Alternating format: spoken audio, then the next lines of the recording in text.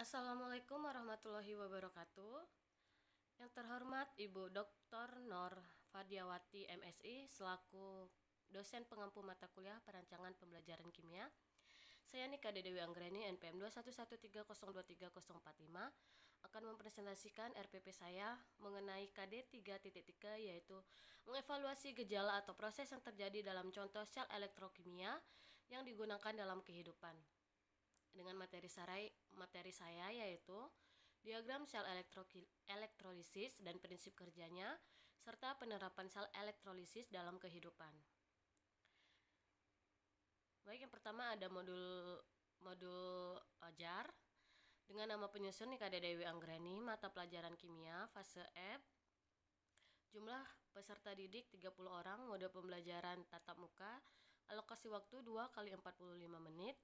Keragaman murid dengan kesiapan 90% peserta didik sudah belajar tentang sel Polta. Minat belum dilakukan pendataan tentang ini peserta didik. Profil belajar belum dilakukan tes gaya belajar. Selanjutnya ada rencana dengan konten yaitu diagram sel elektrolisis dan prinsip kerjanya serta penerapan sel elektrolisis dalam kehidupan. Dengan proses, peserta didik diharapkan untuk dapat mendengarkan pembelajaran dengan cermat. Yang kedua itu proses pembelajaran menggunakan model pembelajaran langsung. Produk yaitu presentasi hasil pembelajaran berupa jawaban LKPD. Kompetensi awal yaitu peserta didik sudah belajar tentang contoh sel Polta dalam kehidupan dan cara kerjanya. Profil belajar Pancasila yaitu beriman dan bertakwa kepada Tuhan Yang Maha Esa, berpikir kritis, berperilaku jujur, disiplin, bertanggung jawab, santun, bekerja sama dan aktif dalam berdiskusi. Selanjutnya ada kompetensi dasar. Yang pertama itu KD sikap spiritual, menyadari adanya keteraturan dalam sel elektrokimia sebagai wujud kebesaran Tuhan Yang Maha Esa dan pengetahuan tentang sel elektrokimia sebagai hasil pemikiran kreatif manusia yang kebenarannya bersifat tentatif. Yang kedua itu KD sikap sosial, menunjukkan perilaku ilmiah yaitu memiliki rasa ingin tahu, disiplin, jujur, objektif, terbuka, mampu membedakan fakta dan opini, teliti, bertanggung jawab, kritis, kreatif, inovatif, demokratis, dan komunikatif dalam merancang dan melakukan percobaan serta berdiskusi saat berdiskusi yang diwujudkan dalam sikap sehari-hari. Selanjutnya ada KD pengetahuan, mengevaluasi gejala atau proses yang terjadi dalam contoh sel elektrokimia yang digunakan dalam kehidupan. Selanjutnya ada KD keterampilan, menciptakan ide atau gagasan produk sel elektrolisis. Selanjutnya ada tujuan pembelajaran. Dengan tujuan pengetahuan itu yang pertama, menjelaskan komponen-komponen sel elektrolisis berdasarkan diagram sel elektrolisis, menjelaskan muatan anoda. Yang kedua itu menjelaskan muatan anoda dan katoda pada sel elektrolisis. Yang ketiga itu menuliskan pengertian sel elektrolisis. Yang keempat, menjelaskan prinsip kerja sel elektrolisis. 5. Menuliskan reaksi yang terjadi pada katoda dan anoda serta reaksi keseluruhannya dalam sel elektrolisis kelelehan. 6. Menuliskan reaksi yang terjadi di anoda dan katoda serta reaksi keseluruhannya dalam sel elektrolisis larutan dengan elektroda inert. 7. Menuliskan reaksi yang terjadi di anoda dan katoda serta reaksi keseluruhannya dalam sel elektrolisis larutan dengan elektroda tak inert.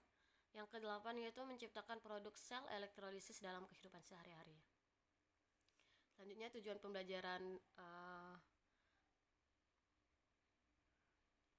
KD 4 keterampilan.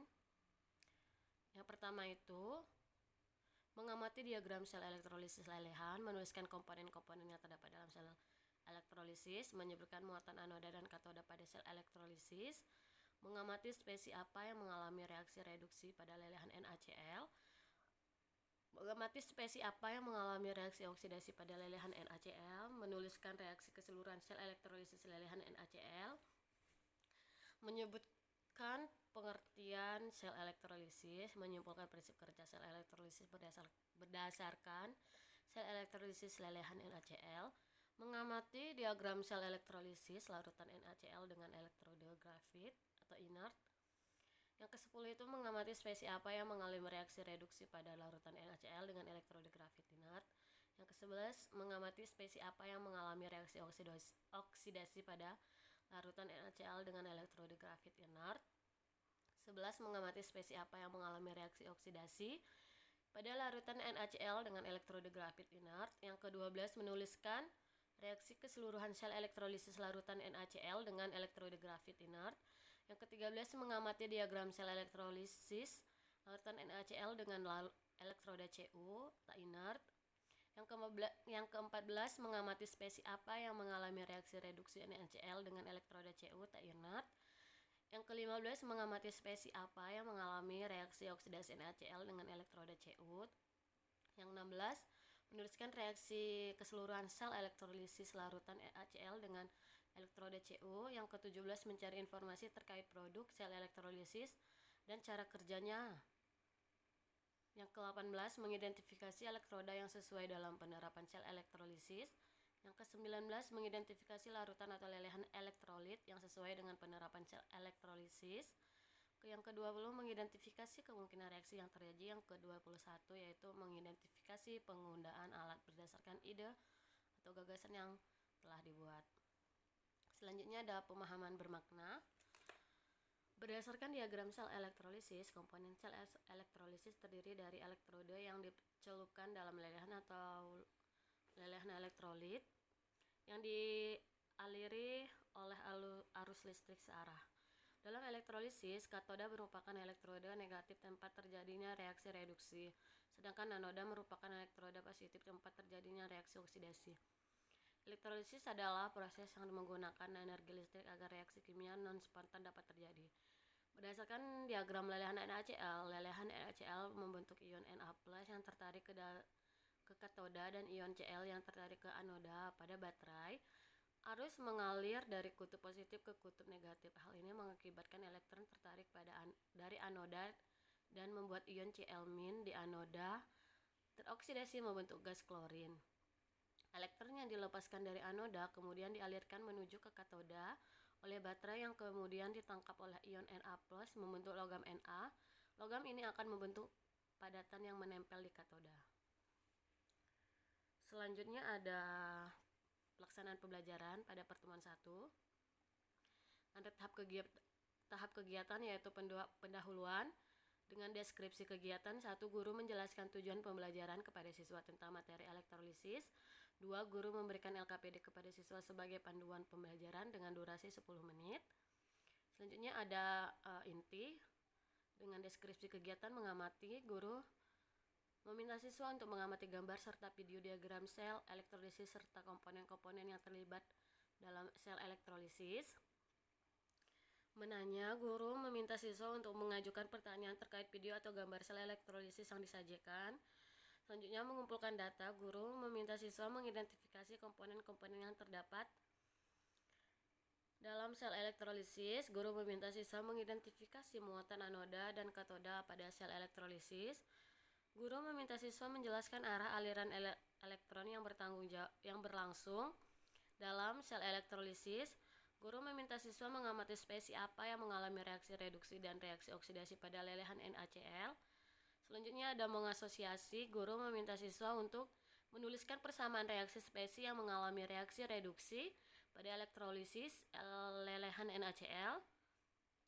Guru meminta siswa menuliskan persamaan reaksi spesies yang mengalami reaksi oksidasi pada elektrolisis lelehan NaCl.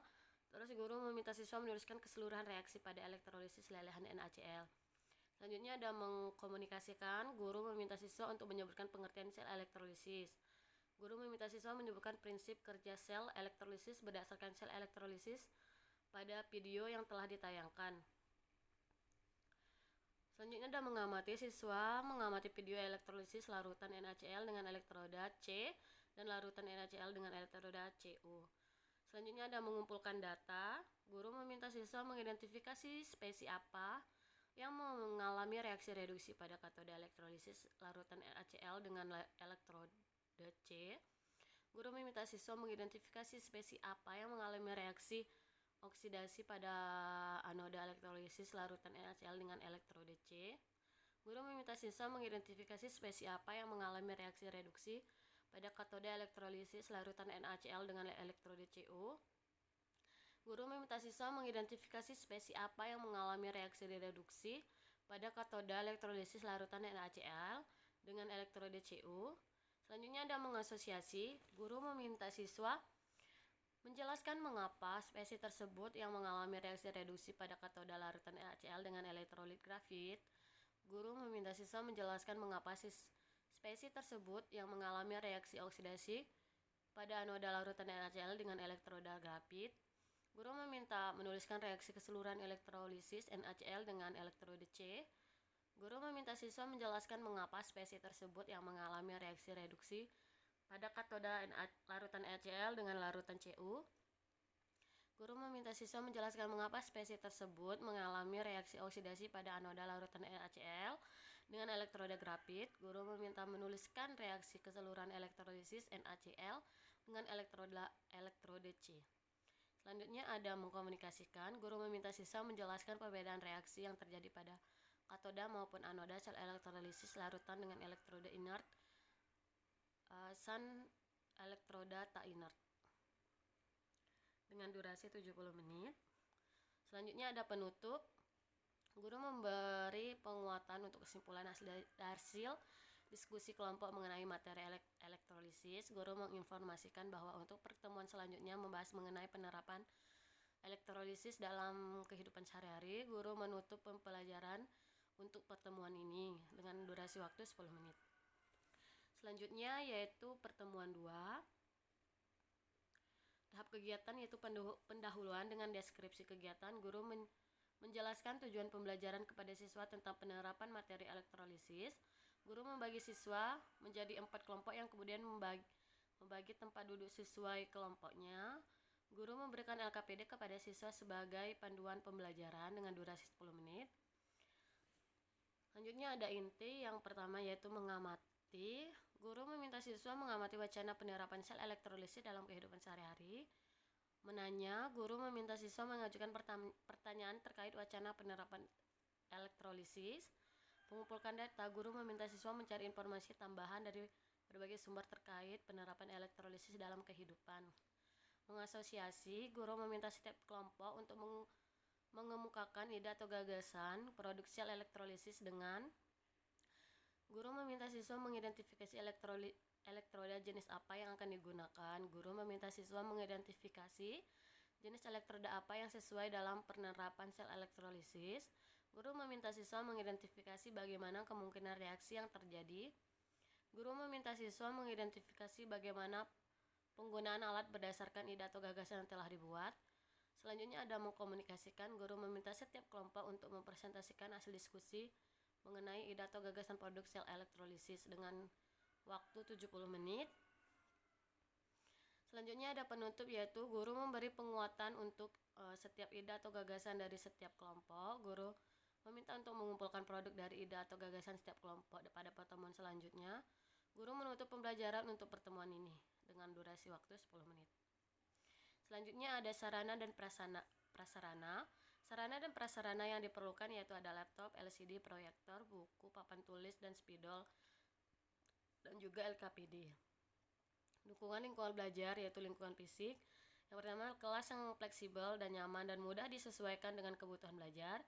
2, suasana kelas yang aman dan nyaman. Lingkungan non-fisik itu yang pertama, saling memberikan positif feedback. 2, budaya saling menghargai dan mengapresiasi.